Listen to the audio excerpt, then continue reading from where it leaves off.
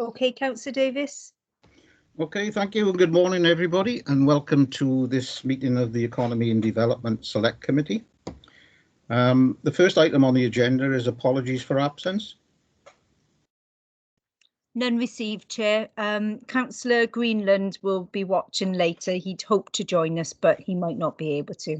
Okay, thank you. Any declarations of interest from anyone? As and when, Chair. Thank you. Next item is public open forum. Have we got any members of the public, Hazel? We don't, Chair. Okay, thank you. Well, the next item then is presentation on the Cardiff Capital Region City deal to discuss with the Programme Director, Kelly Byrne. So I'll hand it over to you, Kelly. Thank you. Yeah, thank you, Chair. Just give me a minute so I can just pop the slides up on the screen. I'll take you through. Just give me a sec.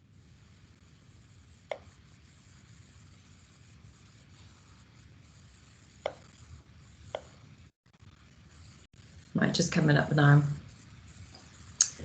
So good morning, everybody. It's really nice to be back. Thank you for having me along this morning. All that I was proposing to do today, because I know you're going to want to maximise the time for discussion and conversation on this item, is just set out really some of the changes and the different journey stages that have developed since the last time you saw this, and to really look at some of the wider developments that are going to be quite pertinent for Monmouthshire, but also to think about your role in how things develop in future potential, and really what this means as we start to evolve from being just a city deal into a city region proper. So can you all see the slides now? They've come up on my screen, so they should be visible to you. Yeah. Okay. Yeah. All right, so as you all know, I've been with Cardiff Capital Region for just over 2 years now, but the city deal in itself has been running for just over 4 years and a month. So it's a really good opportunity to sort of reflect, because we are at the first gateway stage. So we've just gone through the gateway review process with UK and Welsh government, and are now hoping to look forward to the next 5-year segment. So as you all know, and I majored on the last time I came and spoke to you, making sure we've got good evidence and data to make sure that we're doing the right things continues to be really important. Having a coherent plan for growth for the region has been critical, and we've worked with our business, university, third sector partners to do that and to keep adapting it. So we've adapted it for COVID-19. Making sure we've got a really strong investment framework which sets out how we're going to do business, but not in a business as usual way. Developing the project pipeline, which is the really interesting bit. All of the other stuff is really a means to that end.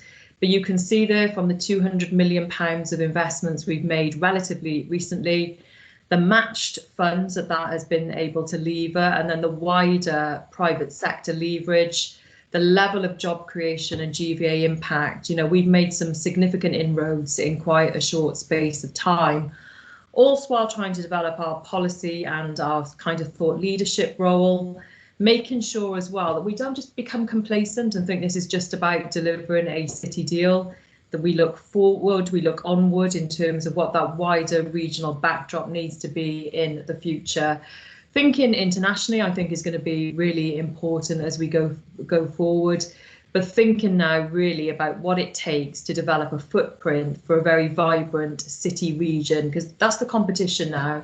The competition isn't about who's got a city deal, you know, or what region is delivering what projects. All of the new money that we're seeing now available from UK government is competitive, so we've got to be in a very, very different space quite quickly. So on that note, I mean, you all know this, so I won't cover this in too much detail, but you know the basic provisions of the city deal, the split across Metro and the wider investment fund. You know the targets, 25,000 jobs, 4 billion in private leverage, and an uplift of 5% productivity. But I think regional cabinet, you know, their contention has been quite clear. You know, economic development's not the end in itself, it's a means. We've got to try and do things that really move the needle, not just in terms of economic output, but societal issues, making things better, thinking about child poverty, quality of life, the real impact that we want to see in our region. So inclusion has been really important to that. And I know from a Monmouthshire perspective, research and development, innovation is critical.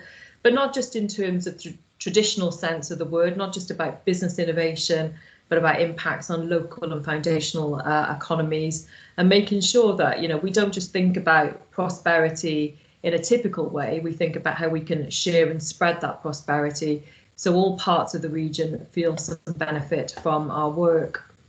So just to reassure you members quickly, because I spoke about this last time I came, we continue to do what I think is really important foundational work, and if we lose a focus on this, I think that the implications won't be so strong for delivery. So we continue to look at the state of the region. As I've said to you before, I think, you know, in the past we've been all things to all people. There's been lots of different sectors promoted. We've decided to stick to far fewer, but we will go narrow and deep on those sectors and clusters that we think are really capable of turning the dial. We've made sure that our industrial and economic plan is always updated. Our investment framework isn't just about what we invest in, it's about where we invest to best effect. And as you know, it's about growing our clusters, our economic specialisms like advanced compound semiconductors, insurtech. We lead the world in terms of insurtech with companies like Go Compare and Admiral, which is our FTSE 100 company. Cyber, we're really great at defence and forensics. Creative industries, we're massively strong at stage and screen production. And in medtech, as you'll know in Monmouthshire, it's all about medical devices and diagnostics. So it's been really specific about where we're trying to take a lead. As you know, our investment fund has 3 priorities: innovation, infrastructure and challenge. And all of the time, we're trying to make investments that are capable of returning. Because if we just give a grant, and don't get me wrong, sometimes it may be very necessary to catalyse or seed something, but once it's spent once, it doesn't come back. And we're trying to create something here which is evergreen and can be recycled and build a sustainable platform for the future. Challenges are really important in that, taking quite a different approach to finding out new answers and new solutions. And I'll talk about that in a few minutes' time. But I think what we've really seen, members, is a maturing of the regional cabinet model. They don't see their role as doing everything, as being, you know, the process guardians here. Yes, they make decisions and they're the only ones with a democratic legitimacy to make decisions. But a lot of the doing, a lot of the expertise that we need from the private sector now comes in the form of the investment panel that we've set up. So I think, you know, that maturing of the model is really important to note. You know, our structure in terms of cabinet having ultimate decision making, different bodies and forums sitting within that. I mean, this picture makes it look simple. It's much more complicated. There's probably about 14 other forums to add to this, because every time we now make a decision on investment, it requires its own governance structures to be compliant with the joint working agreement. But you'll know that our funding stakeholders are principally UK government and the 10 local authorities whose borrowing makes up the wider investment fund. So just to give you some reassurance, really, in terms of good governance and the way all of this sequences and comes together. The chair of regional cabinet currently is the leader of Torvine, Councillor Anthony Hunt, who took over from Councillor Morgan of RCT, who was the founding chair and one of the founding members alongside Peter Fox. We have 2 substantive vice chair roles in Hugh Thomas in Cardiff and Peter in Monmouthshire. And really, Monmouthshire is central, so central to much of what we're doing at the moment, because Peter's current portfolio role is around business and economic development. He gets a seat at the table at the Economic Growth Partnership. As you know, Councillor Greenland chairs the Compound Semiconductor Foundry Board, for which Monmouthshire is still the lead authority. CS Connected, we're working together to lead that UK government Strength in Places bid. Paul sits on investment panel. We've got the guys, Francis and the economic development team, Kath and Owen leading on our regional innovative future services project. And of course, on forums such as the Regional Transport Authority, we have Councillor Pratt as the lead cabinet member, and Councillor Pavia then is the lead member on the scrutiny committee, and Councillor Davis also attends regularly as well. So, Monmouthshire is central to this activity, and I think it really emphasises the sense of strong partnership that we've been able to put together. So I think, what I wanted to say here, again, to give you confidence, is, one of the things that really sort of taxed me when I came into the role is you've only got £500 million in the wider investment fund. So how do you make an impact for all parts of the region? But how do you also do the things that are going to be best for the region and its long-term interest, which isn't always carving the pot times 10? And to be honest, what we've come up with is a bit of a compromise solution. So I'll show you in a minute, but of the 500 million we have available, the strategy that we've adopted is there's going to be some core foundational infrastructure investments that every place in the region can have some of. So every place in the region gets a Metro Plus scheme, gets to compete in the Housing Viability Gap Fund, could get a slice of the Premises Fund, or benefit from some of the wider work we're doing around rail infrastructure, can bid into things for connectivity and so on. So all parts of the region can get a basic level of benefit. But then we've got to accept submissions in the wider investment fund from business and industry, and those submissions will tell us whether the market is best placed to develop some of those propositions. So it's just making sure really that we continue to straddle those two principles, because it's important that every area feels that it's getting benefit, but also the market is allowed to lead where the market feels these things are best placed to happen. So that goes back, members, to some of the principles we've been talking about for many years. And, I really rally against this view that the public sector is just a funder, just a grant giver, just there to de-risk or troubleshoot when times are tough. The public sector is a co-investor. It has to take risk in exchange for reward, and it has to think about how it convenes around some of these big issues and challenges that we're all facing at the moment. So we've tried this evergreen fund principle. Not every investment we give should have a return on investment, but wherever possible, it should be a really important byproduct. But our role isn't just a lender of last resort. I think that's a misnomer. We've got to get in there and we've got to see the opportunity, and we've got to have a long-term plan for how we can grow some of these strong propositions, which I'm just about to talk about. So as you'll see there, lots of programs now with status in terms of the investment fund. If we backed all of those, pretty quickly, we'd have the first slug of money out of the door. But you can see, even though this is indicative, the level of potential that we have in the region is really great. So in terms of projects to date, then you'll all know about the first one because we led it as Monmouthshire at the time, and that's the Compound Semiconductor Foundry project, the investment in IQE through the acquisition of a building which is owned by the 10 local authorities through CSC Foundry Limited, which Councillor Greenland chairs. Metro Plus then is the programme of local sustainable transport schemes that we're a co-funder in. Metro Central is the comprehensive redevelopment of Cardiff Central Station, but in order for the core valley lines and some of those interchange developments to be really accelerated. Homes for All the Region then is our housing fund, our Housing Viability Gap Fund, and an SME finance fund to make sure that we can back local house building.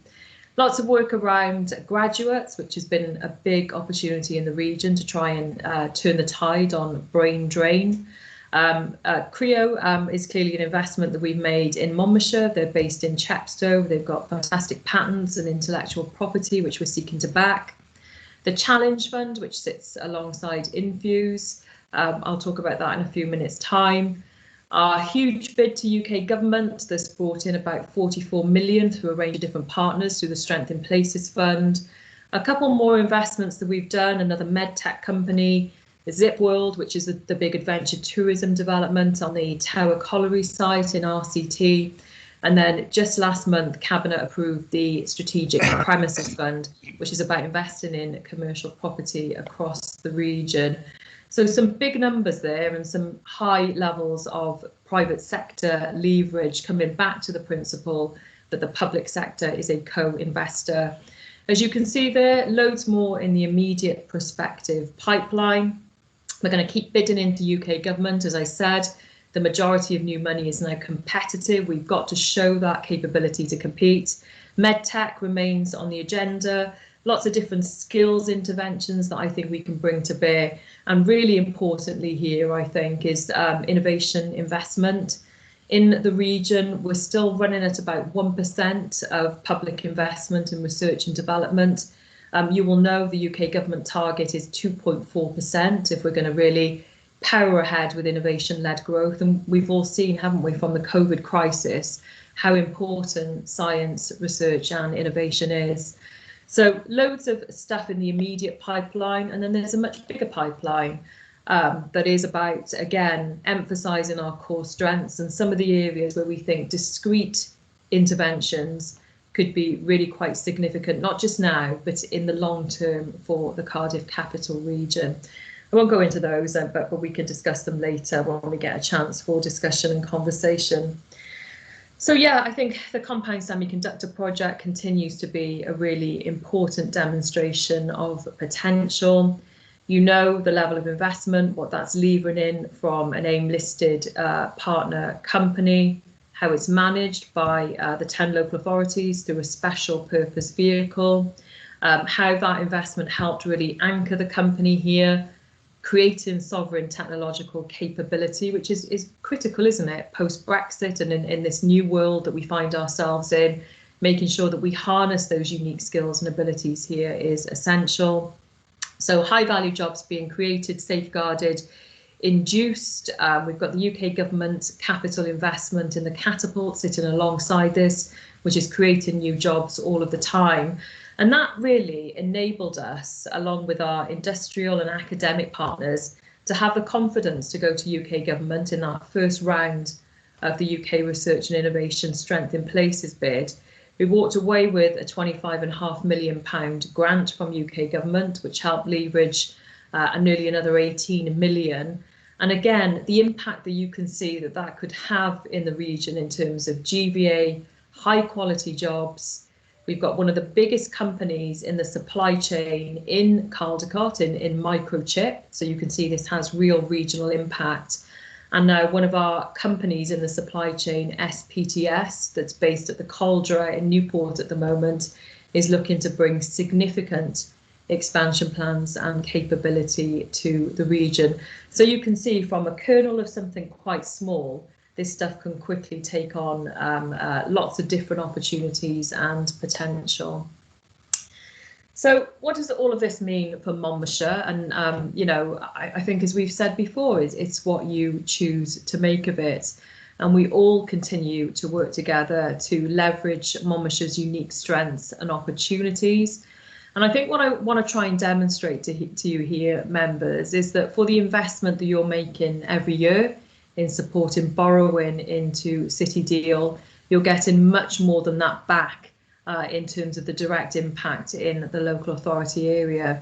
So there's the Metro Plus scheme at Severn Tunnel, which Francis has been able to link into the wider Burns Commission work and to make sure that, yes, that is one intervention, but actually it will lead to so many other developments that will impact infrastructure and connectivity in Monmouthshire really positively. You have one scheme now in the Housing Viability Gap Fund, which is a really significant scheme and is going forward now as part of our indicative shortlist.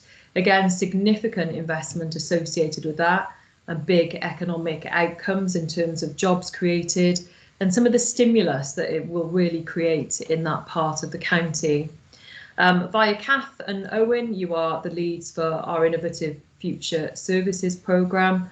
So as we've always said, you know, innovation, productivity is really important in our economy, but no more so than in public services. And as we've seen through the COVID crisis, public sector is more than able to step up and make great things happen. What we've got to try and do now is maintain some of that positive legacy so we can solve some of the big challenges of the future, like climate change, for example. We've got investment being deployed all across the Cardiff capital region at the moment. In ULEV monies, we've secured about £8 million for electric vehicle charging points. We've got a bid in progress at the moment in relation to the old OLEV investment.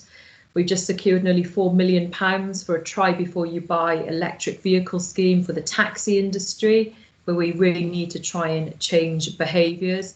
And that's just the start of it. You know, some of the potential that we have around hydrogen and new technologies is really significant. And as a small, compact region, we've got the ideal scale to try some of this stuff out. The graduate scheme, lots of Monmouthshire companies have taken part in that. The Challenge Fund, we've put a £10 million Challenge Fund together to sit alongside the the Infuse scheme, which helps bring together innovation capability with application. What are some of the big issues that we want to apply this thinking to? Future of high streets, food security, thinking about decarbonisation of the public estate differently. The local full fibre network programme will update all public locations in Monmouthshire with fibre connectivity. And as you know, along with Blaenau Gwent, we've helped put some seed investment in to the DCMS 5G Rural Connected Communities programme that impacts those two local authority areas in particular. And of course, there's that recent investment into Creo Medical in Chepstow, which isn't just significant in itself because it's an investment in the growth of their new plasma technology, but in terms of the wider medtech cluster in the region, has potential, I believe, to be on a world stage. So the future for Monmouthshire, sorry, the writing small, that's a good sign because it means there is loads and loads of potential in Monmouthshire. And I think this is testament to the fact that Monmouthshire has really positioned itself so centrally to the work of the region and the work of the City Deal. So we know the UK Competitiveness Index rates Monmouthshire comparably highly in relation to regional growth and productivity. On Innovate UK stats for the last 7 years of investment, Monmouthshire does relatively well. Don't get me wrong, there's much more to do. We've got to have many more quality applications going into UK research and innovation. But comparably at the moment, you know, Monmouthshire does well in terms of research and development, which bodes well for what I was talking about in terms of our risk capital fund. ONS stuff recently still shows relatively high levels of resilience in Monmouthshire, especially at town level, despite some of the real challenges that the high street faces in the years to come. Foundational economy is very prominent: food, tourism, agriculture, retail. But as I say, high value digital medtech, logistics, distribution. When you look at any economic analysis, these things always come to the fore for Monmouthshire. As I say, we've launched our Strategic Premises Fund. It's a competitive, commercially based fund. And again, I'm sure there will be opportunities there. But looking more widely and some of the issues, and you know, just thinking back to conversations that we've had over the years about some of the connectivity and infrastructure issues associated with being a border county. You know, I've already mentioned the Burns Commission work. There's the Western Gateway Subnational Transport Plan, which is taking shape now on the doorstep. Sir Hendy's review of connecting the Union and all of the feasibility money that's available for that. Monmouthshire is really strategically and tactically positioned to take advantage of these developments. Export market seems positive, particularly in relation to devices and diagnostics, but there's clearly other areas post-Brexit that need to be strengthened. We've got the whole Sevenside thing now, I think, really coming into its own, with Newport's work around the potential for a free port, and the Seven Tidal Bar vision being resurrected. Food security, building on the great work that Des, Mike and the team have done in the past on agri-urban, and again, how we take some of that forward.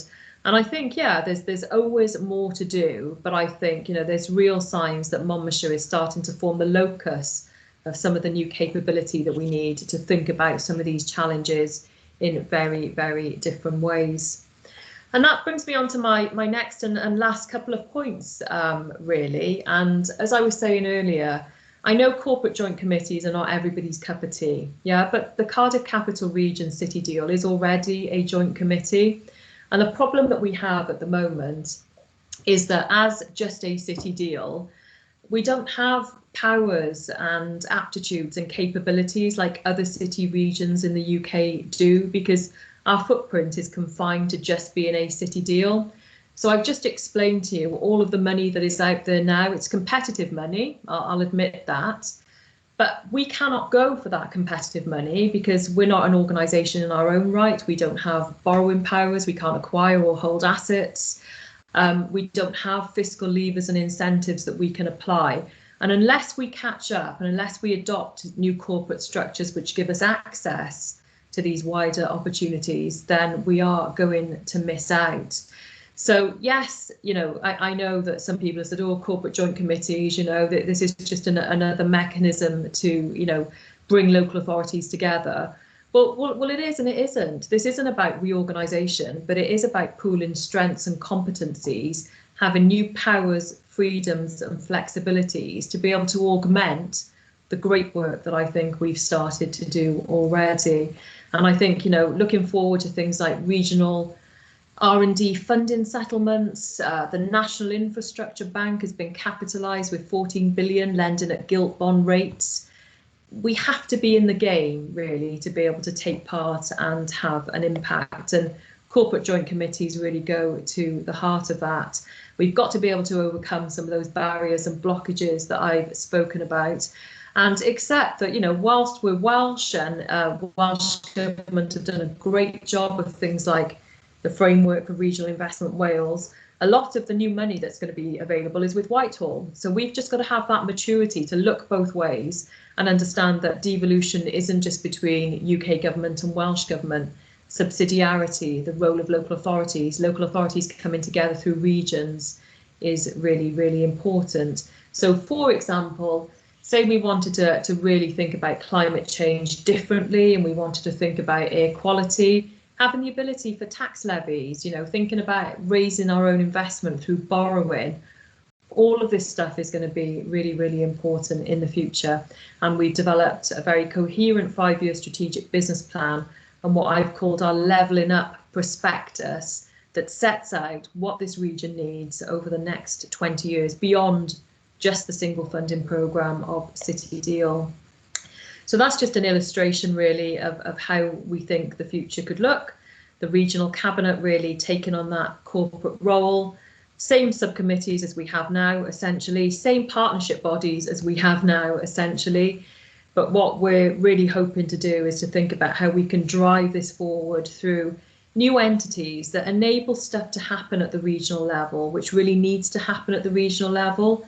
And this is not taking stuff off local authorities, because local authorities are still the closest to local problems to be able to solve them.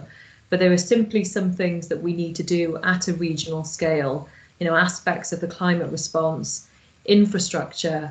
R&D clusters don't happen locally, they happen across administrative boundaries. And we've got to take, I think, things like inward investment to the next level, business development and business advice. And I think having some of those levers at a regional level could give us greater levels of impact. So the next 5 years, as I've said, a coherent strategy for the next phases of City Deal. We've been able to weave into that the importance of becoming a region and building that regional institutional capability that I spoke about. And again, if members want to see it, we can share with you our investment prospectus, which sets out all of the propositions, not just for new investment, but new levers, incentives, thinking about, you know, how we really take part in the future as a powerful city region. So that brings me to the end then. Thank you for your patience. And what I've just tried to do here is summarise why it's so important that we continue to act as a region. And essentially, you know, regions are our best chance of coordinated strategic impact for those economic things that really best happen at a wider scale. So hopefully I've given you some confidence today that we're starting to move in the right direction. There's much more to do, but we're starting to bring the key ingredients together. And when you think about levelling up, the UK government roadmap for research and development, the Community Renewal Fund, Connecting the Union and National Infrastructure Bank, we've got to be in the game at a fundamentally different level. I think we've shown already we can compete with the rest of the UK, but we've got much more to do. But hopefully, members, you will have seen today that there are strong prospects to evolve into a clearer regional structure in the future. And even if judged on what we've done to date solely, there are dots all over the regional map. Monmouthshire is benefiting, all areas are benefiting, but we have to be aware that the COVID crisis is going to, I think, exacerbate some of the inequalities. And our job absolutely has to be to close those in the future and to make sure we take all parts of the region together at the same time. So thank you very much for your time this morning, and I'll hand back to the chair, and very happy to come in for any questions or discussion that may be required. So thank you very much. Thank you, Kelly, for that very detailed presentation. Have we got any questions from members, please?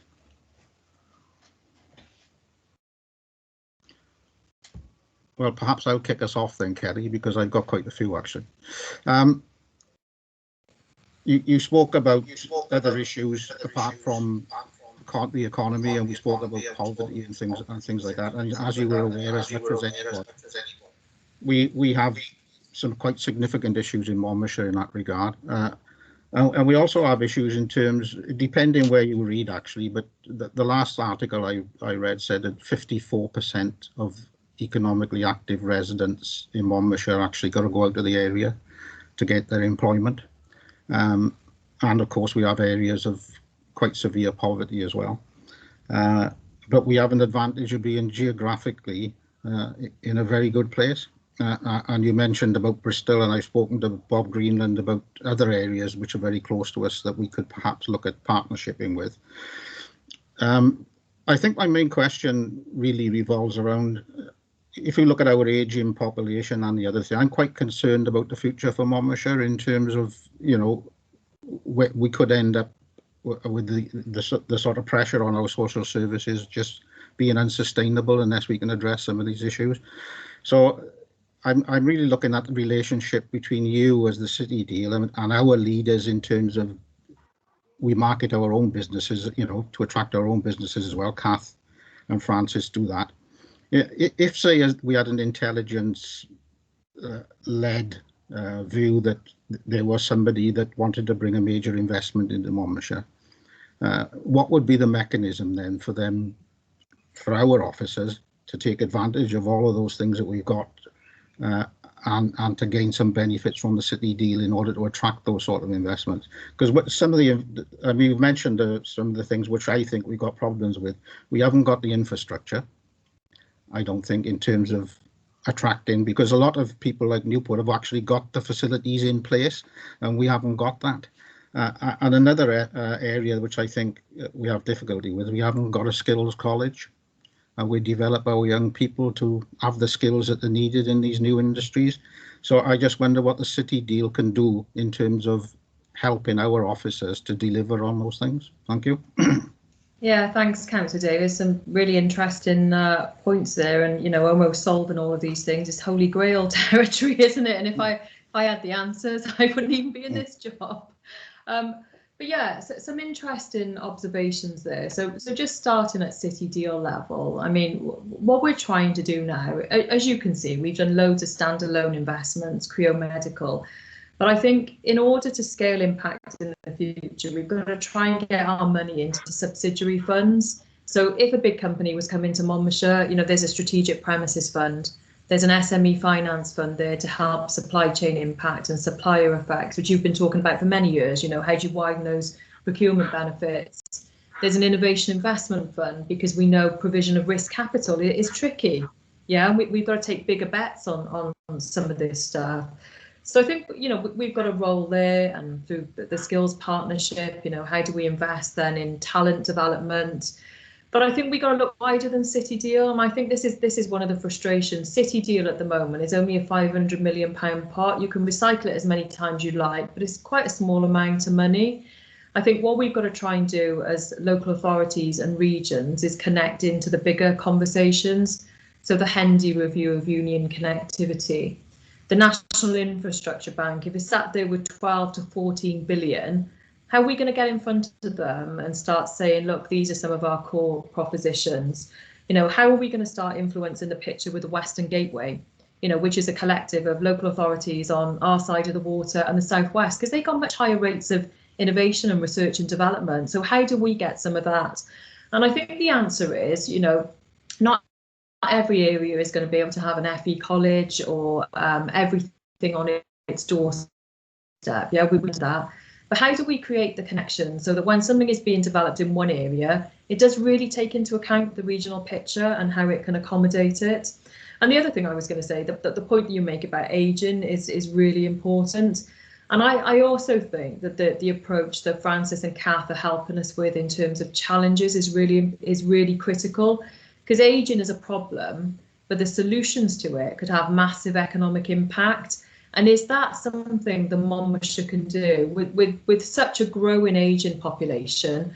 Rather than seeing it as a problem, can we invert the perspective? So if there are solutions out there to how you manage that, to how, as you say, you think about some of the economic issues around it, some of the new technology platforms that are emerging, sometimes these societal issues, I think, can result in economic benefits as well. So no straight answers for you, Councillor Davis. I think, as always, it's a complex picture. There's no silver bullets. But I think for me, it's about bringing together lots of different strands and thinking about, the level that we want to be at. I think having that ambition in the first instance is just really important, isn't it? Yes, thank you, Kelly. And I think, from previous meetings I've had with Councillor Greenland as well, we are very ambitious. But I think perhaps we need a bit of help in terms of the way we approach things and market things and things like that. And there's no doubt, if you look at the geographical position of Monmouthshire, that we are in an ideal position, because if you look at the amount of investment that's taking place in Bristol, at some stage that investment, there's going to have to be investment across this border, and we are ideally placed to do that, I think. I just perhaps it's not something for the city deal, but in terms of perhaps a well strategic plan, that people need to be taking these things into account, don't they? I'll share with you our investment prospectus, Councillor Davis, because that does pick up on a lot of these big issues. What are the bigger bets for the future? What's needed to make them happen? But I think, again, as a city deal, we're limited, but as a city region, we could take on inward investment. We start to highlight some of the other bigger areas and really start to bring a greater focus to a lot of those issues that you were talking about. So, yeah, I think, some frustration from me, really, that we're in a good position at the moment, but how we take the next steps to develop that institutional capability as a region, that place shaping function, I think be to achieving lots of those things that you just set out. Thank you, Kelly. Any more questions, please?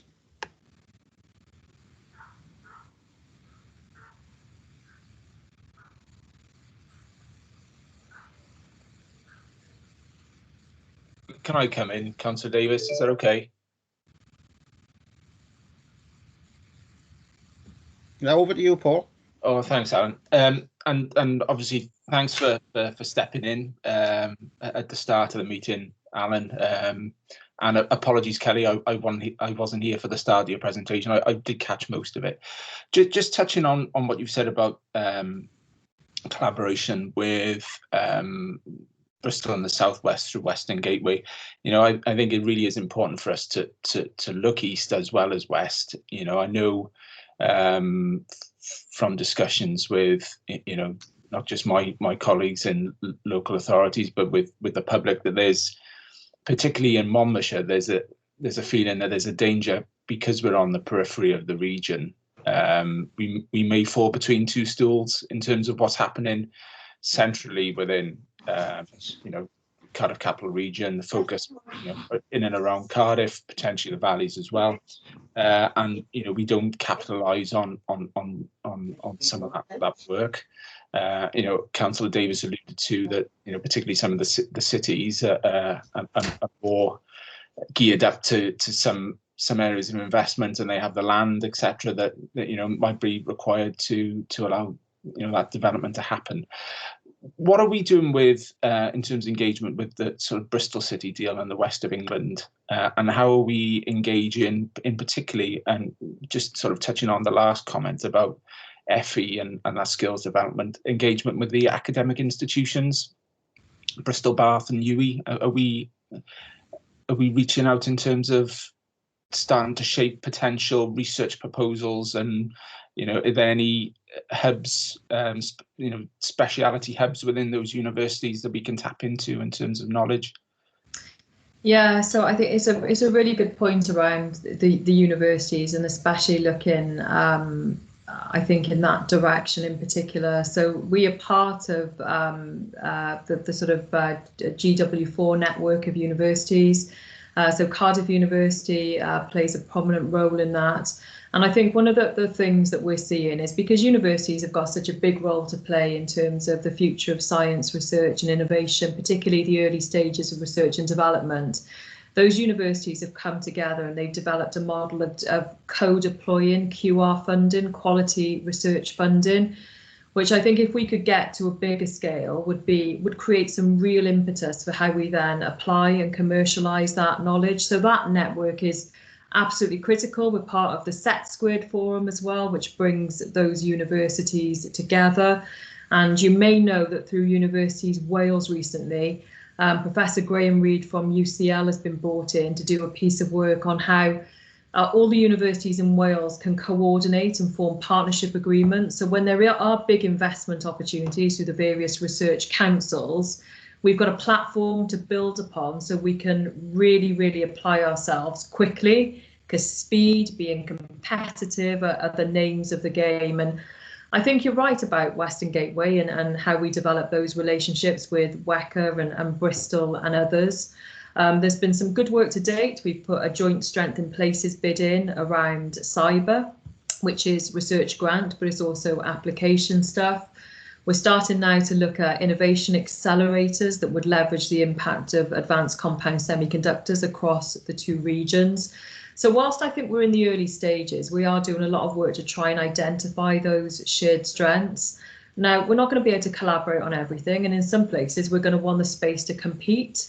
So, for example, we've just made some expressions of interest around the fusion nuclear prototype energy reactors. And Gloucester's made a bid, and so is the Cardiff Capital Region, and that's fine. Both those bids are really important, and I think it's great that the Western Gateway has got two. But on some things where there's a shared strength, it's really important that collaboration becomes before competition. So there's a long way to go, I think, but I think my key interest is that arc of innovation. We know the arc of innovation starts in the Golden Triangle, it sweeps across the country, but it stops short of coming into Wales. And I think our challenge on our side of the water is to think about how we use some of those levers, like universities, to really stimulate that investment in research and development. And I think that comes back to the way that we look at the education system, full stop. So we could talk about this for hours, I'm sure, Councillor Pavia. Yeah, absolutely. Thanks, Kelly. Just in terms of science research and innovation, and you alluded to quite correctly, the importance that the sector has had over this last year, particularly over this last few months. I got my vaccine last weekend, but I think in terms of manufacturing as a whole, I think there was a clear deficit this sort of emerged, not just with things like PPE and medical equipment that was required obviously during this last year, but in terms of manufacturing of pharma manufacturing of vaccines and that sort of thing, in terms of upscaling. And there's obviously, you said we can't we can't develop everything. We've got to focus and specialize. Pharma is a. Am I still here? Yeah, sorry. You're still there. Oh, yeah. Sorry, I was frozen. Is someone sharing their screen? I've just come up twice. I don't know. Yeah, me too. Yeah. Hazel, I think.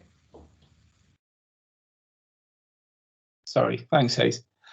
In terms of sort of developing that, or certainly developing capacity in terms of developing things like vaccines and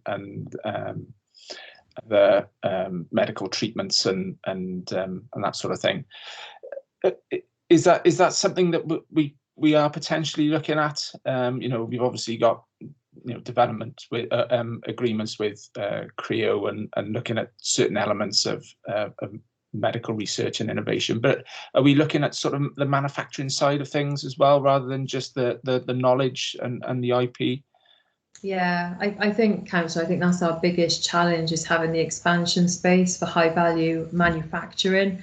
So one of the developments that we're working on at the moment is this concept of a life sciences park that would bring together clean room facilities. A lot of the smaller businesses, SMEs, can't always afford access to some of the big facilities, randomized control testing facilities, for example. And I think, this focus on building a medtech cluster is probably the hardest thing that we'll do, because the devices and diagnostics industry in the region, whilst it's strong and it's dotted about everywhere, we've got direct healthcare in Caerphilly, which the Sunday Times said has the fastest growing profit level of all companies in the UK just a couple of weekends ago.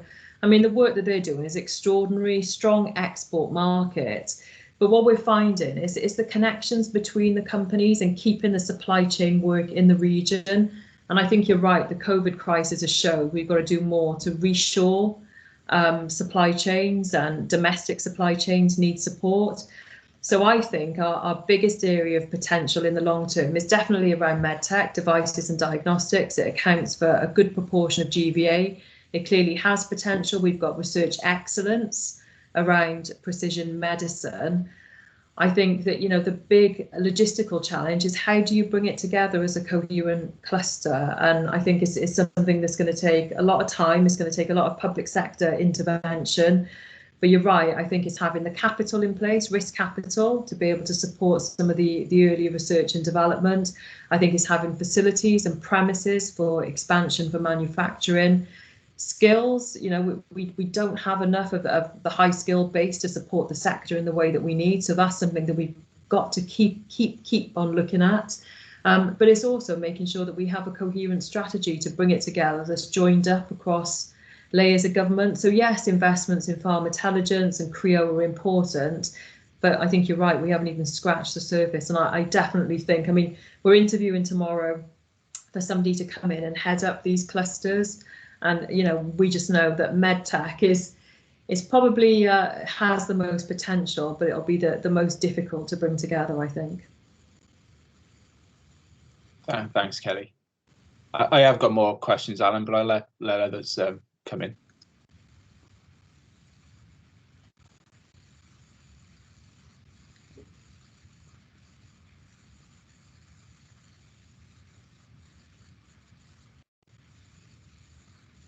Councillor Davis, you want to come in?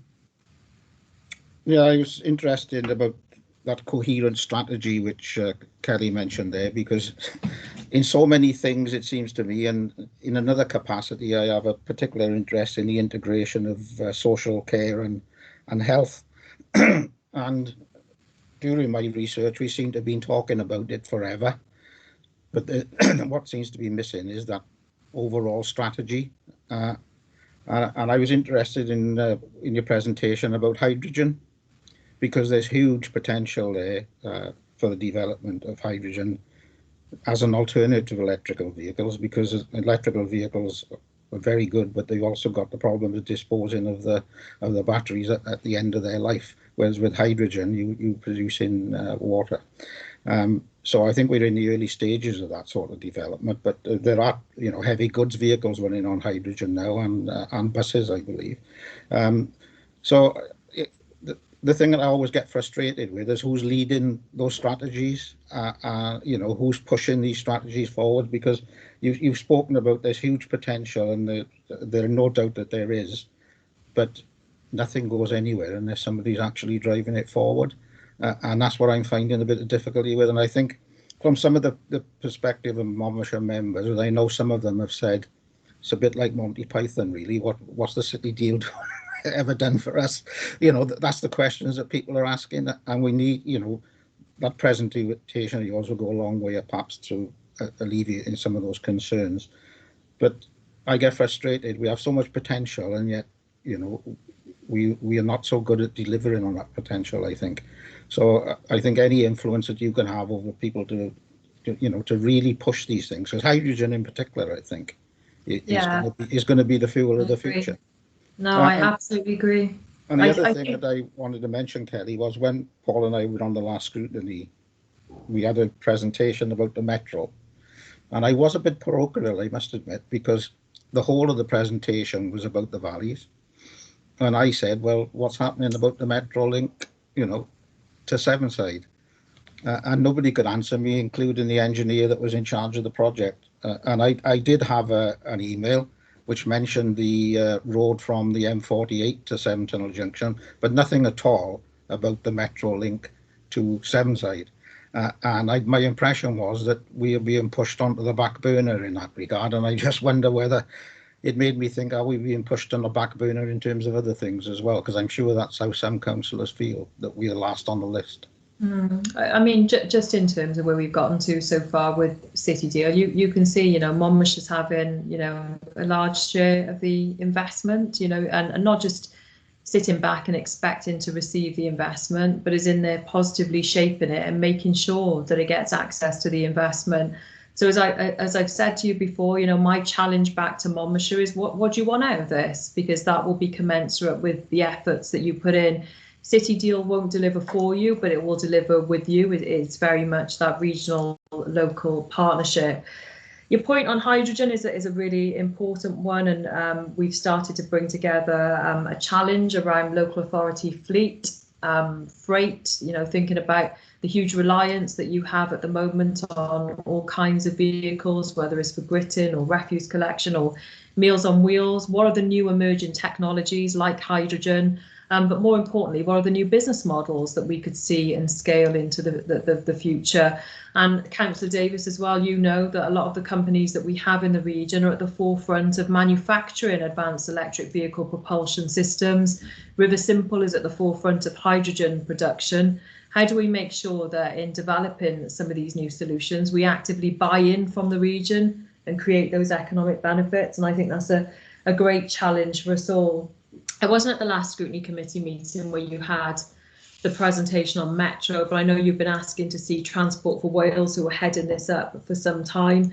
I would say, though, that the first phase of Metro is about the core valley lines, but there are other proposals now in the offing that will impact the Eastern Valley lines, and we'll start to see some of the emphasis come in this way. I also think some of the wider commercial transport connectivity opportunities are there. The Connecting the Union review will be really important, and engagement with the Western Gateway, because that subnational transport plan is going to have big implications for Severn Tunnel, for Chepstow, for Abergavenny, and then into the kind of Midlands as well as Bristol region. So that's really important. In terms of your point on a strategy, I think that the difficulty is at the moment we've got a strategy, but it's for a city deal. And I'm sorry to keep labouring this point, but until we have a corporate entity that's there to act for the region and not just a single funding programme, we won't have the coherence that you're looking for.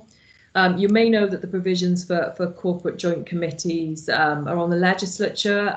February is the date that the Cardiff Capital Region is working towards for 2022.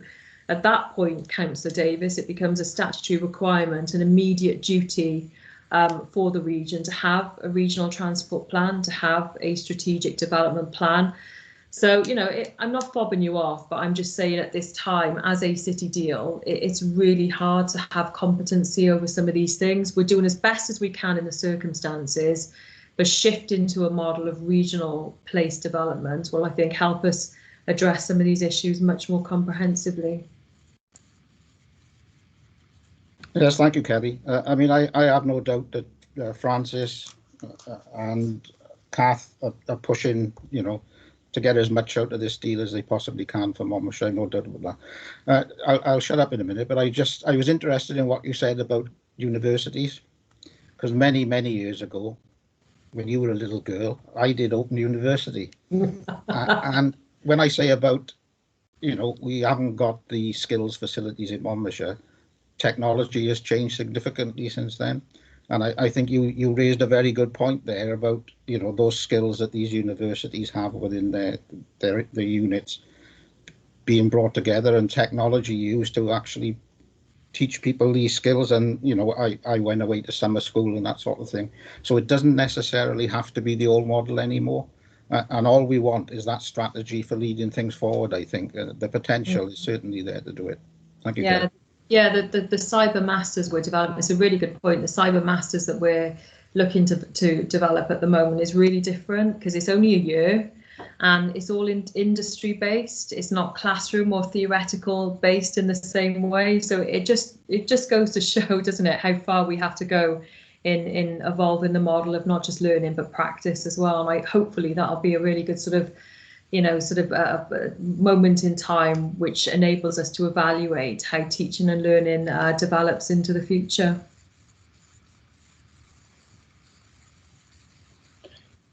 Are there any further questions from members? Got a few more questions if no one else is ready at this stage. Yeah. Possibly myself. I tried to put the hand up, but it's not working. Okay, yeah. Come in, Richard. Councillor Roden. Thank you. Hello, Kelly. It's quite difficult to scrutinise this, to be honest, because of the colossal scale. We are often used to scrutinising relatively small elements of the council operation. Is there any way that the deal could be presented differently, perhaps as segments or parts, so that we can actually scrutinise in detail? Is there a time for that? Or is there any way that scrutiny could be made more easy for generalists such as myself? Okay, thank you. Yeah, thanks, Councillor Roden. I have a lot of sympathy. I mean, I've just been asked to do an update presentation today and not necessarily a session for scrutiny, because the city deal has a scrutiny committee. And I think, you know, this is just my suggestion, so feel free to ignore it. But I think the best way for you to sort of scrutinise local impact now is to think about how this is packaged up in relation to some of your local issues and priorities. So you can see how the city deal is fitting into, you know, your local issues and challenges and the part that it's playing. So very happy to provide any information that you need on individual schemes. But I think it's very much sort of over to Kath and Francis and I now to sort of join those dots up and to think about how you have a comprehensive package that you're able to apply that really important scrutiny lens to in the future. So it is a really important point, and thank you for raising it. Secondly, if I may, Chair, the impact in North Monmouthshire of the metro is going to be fairly limited. It doesn't reach Monmouth. So what benefits do you see us gaining in Monmouth, or is that driven by the council's actions in the future to some extent? Yeah, I think Council Roden is a mix of things, isn't it? You know, Metro phase one at the moment was always going to have its limitations because of the investment available. There is a Metro enhancement framework that we're working with Transport for Wales on at the moment that does reach into further areas. I think, you know, it's about making a coordinated submission now to things like, you know, the National Infrastructure Bank, talking to Peter Hendy about the Connecting the Union review, because he is looking at border areas. These boundary issues are becoming really significant. So I don't think what you see on the Metro map at the moment is the end of it. I don't think it can be the end of it. I think it's just the start of it. But I think, you know, there will be more potential through local transport fund, through Metro Plus, to have enhancements and augmentations. But, you know, it's really important that those transport connectivity developments, I think, go with the grain of the economic change that you want to see, you know, where some of those ambitions are. And I think, as Councillor Davis was saying earlier, transport's the enabler, isn't it? It's the glue that helps to bring some of these things together. So again, no easy answers, but I think it's definitely on Transport for Wales's radar. And again, thinking about the relationship with, you know, Birmingham and the Midlands and Bristol, these border issues are going to just be so significant for us to think about differently in the future. But I do think the potential is there. Okay, thank you very much. I know that. Thanks, Councillor Roden. The Chief Officer wants to come in and say something. Francis, you want to come in? Morning, everybody. Just for everyone's benefit, Chief Officer Enterprise. I was just picking up on the point that Councillor Roden raised earlier around how do we scrutinise some of the individual projects that we're involved in within CCL. So happy for us to talk that through in terms of the forward work programme, Chair, in terms of how you would like to shape that. Some of the projects and some of the programmes sit within different select committees as well. So some of the housing aspects would sit within adult, some of the aspects would sit within strong communities. So something we can work through with yourselves to make sure you get that visibility into the programmes. Lots of wonderful things happening, and as you know, Kelly rightly set out in the presentation, we are, as Monmouthshire, benefiting significantly from a number of the projects and schemes within the Cardiff capital region, and we're well placed to continue to do so, which is fantastic for us. And I think we're leading the way on some of those things, which is really good news. Thanks, Francis. Are there any other questions before I ask my questions? Anyone else want to come in? No. Okay, I'll ask my questions then. In terms of, and you, apologies if you covered this at the very start of your presentation, Kelly, which I missed.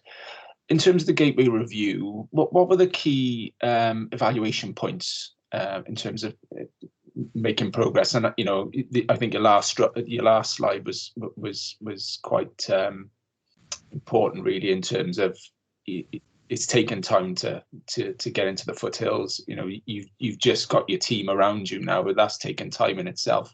You still haven't got quite all the levers that you'd like, and hopefully the creation of the CJC will allow that. But in terms of what needs to happen before the next review, what were those key evaluation points? Yeah, so the key evaluation points, I mean, what they did was 3 layers of work with us over a period of time. So they came in and established the economic baseline. Of course, that went out of the window because of COVID-19. So you're constantly having to sort of re-establish your benchmarks. Then they did a 1-year out report, which principally focused on the compound semiconductor investment because it was the first one and the largest one at that point. But really what they did in the final report was to try and bring together a focus on the quality of data and evidence. They looked at the richness of partnerships and the networks that we were building. They did look at wider project delivery, but that was only one aspect. But what they really tested us on was fitness for the future. Does this city deal have a vision that takes it beyond just being a city deal? Is it capable of reaching for more? Is it capable of really thinking about the wider value propositions it's trying to develop? And we had various challenge sessions with UK government, Welsh government and ministers. Monmouthshire was part of that via Peter and the team because of the leadership of the Compound Semiconductor Foundry project. And we're still waiting to hear. I'm reasonably positive. It was a good process. I think we got a lot out of it. But because we're in the pre-election period, we haven't yet heard from MHCLG whether we're through. We're keeping going. Nobody said stop activity, so I'm hoping so. But I think, Councillor Pavia, the next 5 years will be about more of the same. But I think the lens will get narrower, so the focus will be much more on discrete projects. We'll be able to have some of the metrics and measures in place around GVA impact, which is quite hard at the moment. But importantly, I want us to also develop some alternative measures. So we start looking at the wellbeing economy. We start thinking about the impact on the foundational economy. GVA is important, but as I've said to you all before, you can hit a target and miss the point. So it's getting underneath some of these things and really thinking about the impact on the ground and communities understanding what this means for them, because we've done a lot of business engagement, we've done a lot of engagement with higher education, further education, third sector, but I still don't think it means much to the citizen, to the resident on the ground. And I think that the next stage has to be really about breaking that barrier. Yeah, and I think you almost answered my next question, which was it may not have been captured in the evaluation process of the review, the Gateway review process itself. But I was just going to say, how do you think you've communicated what you're doing and what you have done so far with the public? And there is a danger, and Alan alluded to early on, that it's just focused on the metro as just a transport plan, it's just a glorified transport project, which is not, is vastly more than that, significantly more than that, and spans various sectors. So yeah, and that was my question really. How do we whether we commission research in terms of public understanding, or we've still got the communication work to do with the local authorities involved. I don't know whether you've thought about that in terms of sort of communication in the next stage. At this stage, you may not have, and that's fine. But I'd be interested to know. Yeah, I think we're trying to. It's not an easy one, is it? Some of these are really complex, dense messages, which are, and I don't mean that in a patronising way, but like I always say, my mum says to me, "What is it you do then?" And she'll start to take notice when she can see what it means for her grandchildren. For example, and I think Zip World will be really important, as an investment made by CCR, because it will, they're on site, they're putting the infrastructure in, jobs are being advertised. I think it's about bringing it to life. Hopefully when we start work at Severn Tunnel, there'll be a nice sign up saying Cardiff Capital Region, contributing to Monmouthshire, and hopefully just by building that visibility up bit by bit. A lot of the skills stuff, I think I mentioned the cyber masters, some work that we're doing around shared apprenticeships, I think is making it real to people. And I think, where we've got to go with our comms next is, yeah, we do podcasts and we do loads of newsletters and loads of stuff in the business pages, but there's only a certain proportion of the population who really reads that and takes that stuff in and listens to it. I mean, who wants to listen to me on a podcast? So I think it's about trying to get beyond that now and thinking about what will residents expect to see and what will it take for this stuff to feel really resonant for them. I don't think we're at that stage yet. I don't think we're mature enough, but I think for the next 5 years, that's absolutely going to be the focus. I've got another question. You just sort of touched on it in that previous to that in terms of foundational economy work, and that we have had a dramatic change in landscape over the last year, and I think you said earlier on it has shone a light on various gaps, particularly in terms of inequality, health inequality in particular, and in terms of rebuilding and reshaping all aspects of life. It's going to take a significant amount of work from all sectors. I suppose a concern that I have in terms of the areas like social care and the social care workforce that is, that's taken a hammering as much as the NHS workforce. There's going to be gaps, workforce gaps. There's going to be gaps in the market where providers may fall by the wayside as things unwind over the next sort of 6 to 12 months with various schemes. And I suppose it's understanding, and I think you alluded to earlier on in terms of trying to find solutions to problems. If the public statutory sector can't help because of its depleted workforce or there are other gaps, how do we use things like the foundational economy? How do we bring in smaller micro businesses and smaller businesses in the community to help us alleviate some of those problems or challenges in the initial? I don't know whether you've had discussions with ministers about that in terms of what the next 12 months is going to look like and how the region can help sort of kick on some of that FE work that's already been done. Yeah, I mean, we have been sitting as part of the Ministerial Advisory Board on the foundational economy, mainly because of the work we're trying to do. So, the Challenge Fund that I mentioned, that £10 million has been prioritised for local wealth building. And it's in recognition, really, of the fact that, sectors, lots of those that you just mentioned, councillor, health, social care, parts of the public service, retail, food, tourism, the high street, they've been hammered, haven't they? And the ONS stats showed, and they every quarter, depressingly, that these sectors, some of them feel that they're being left behind. So the Local Wealth Building Fund, working in conjunction with Infuse, is about how do we find new solutions to these endemic problems. You're right, they're not going to go away, Welsh Government has put its challenge fund into place, and Monmouthshire has been a beneficiary regarding social care training as part of that. But I think what our fund tries to do now is to work with that, build upon it. And again, you know, some of the things that we've already pitched into the challenge fund around public sector decarbonisation, the future of the high street. I know Monmouthshire has been working with another local authority on the theme of food resilience and security. I think we can't pretend we got answers for some of these things and just keep investing in the same old way that we've done for the last 25 years. And hopefully this move to more challenge-driven innovation, mission thinking, allows us to ask better questions, because the answers that we have, as you say, are just not good enough. So again, I don't have an absolute answer for you, but I think that through opening up different ways of exploring the problem, you know, we've got to arrive at better answers, haven't we? Yeah, absolutely. Thanks for that. Are there any other questions from members? Yeah, Alan, Councillor Davis.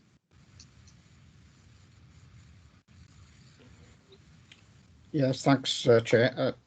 This is not a question for Kelly, really, because I completely understand what you're saying. This is such a big and complex project. I think getting down to the public stage is some way away, but hopefully people will start to see physically things coming on board, which will make them realise that, you know, things are changing for the better.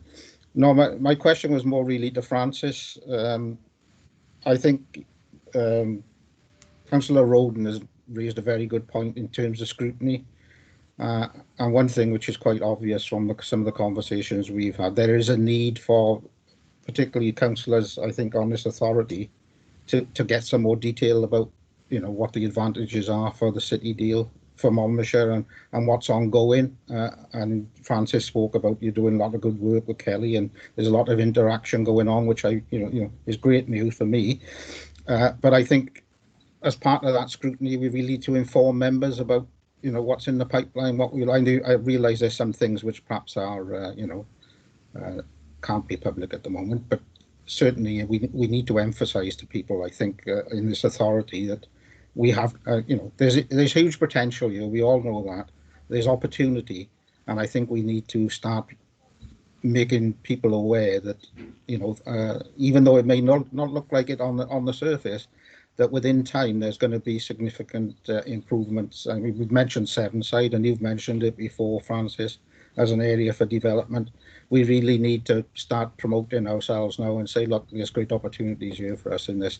And I think councillors need to hear that. So I think what Councillor Roden raised was an excellent point. Thank you. Do you want to come in, Francis? Is there anything you want to come back on that?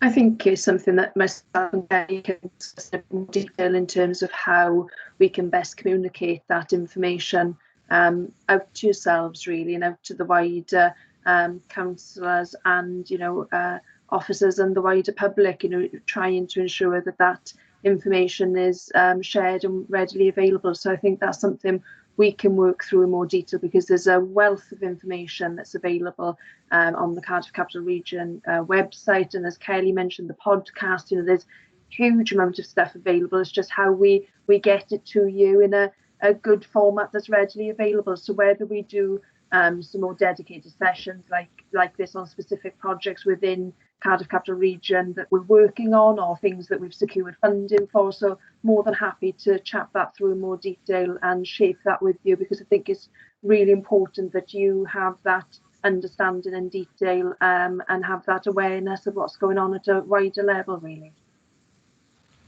Okay, thanks, Francis. Are there any other further questions before I finish this agenda item? I can't see any further hands. No. Can I just thank you, Kelly? Thanks for coming. It's always good to have you back to bring progress and good news on terms of the development of the region programme.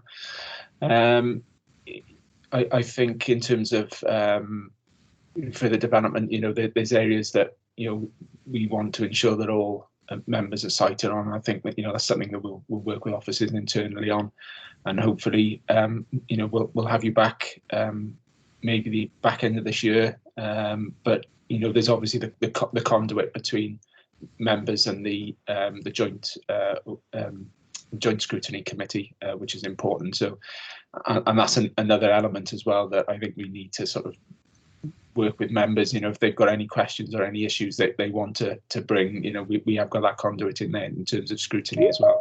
So, but just to say thanks, Kelly. Thanks for your time. Thanks for having me. See you all again soon. Take care. Take care. Bye-bye.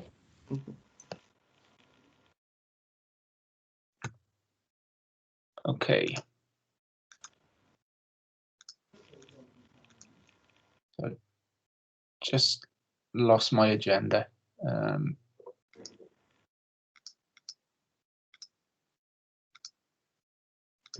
Just bear with me a minute. Sorry.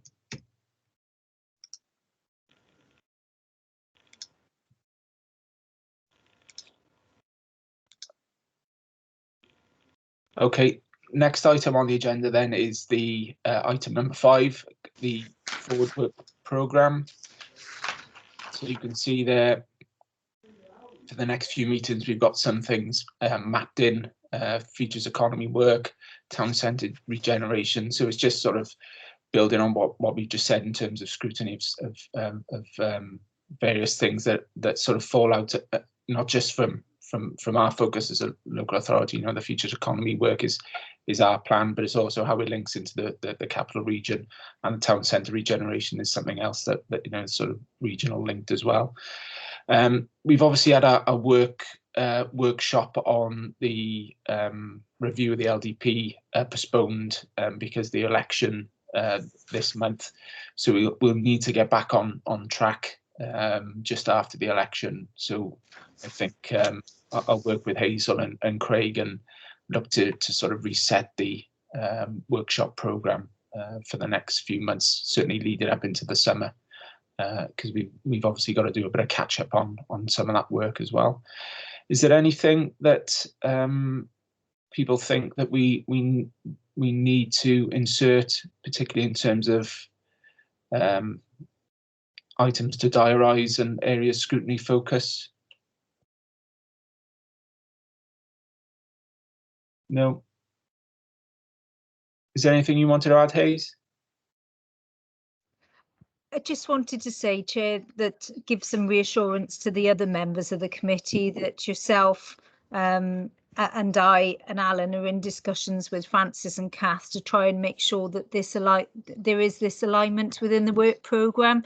Yeah. So it's quite deliberate that we've got the items that we've chosen for the next few months, because we want to take it from that regional level through to a local level so that you can actually understand the alignment between the city deal and what we're delivering locally.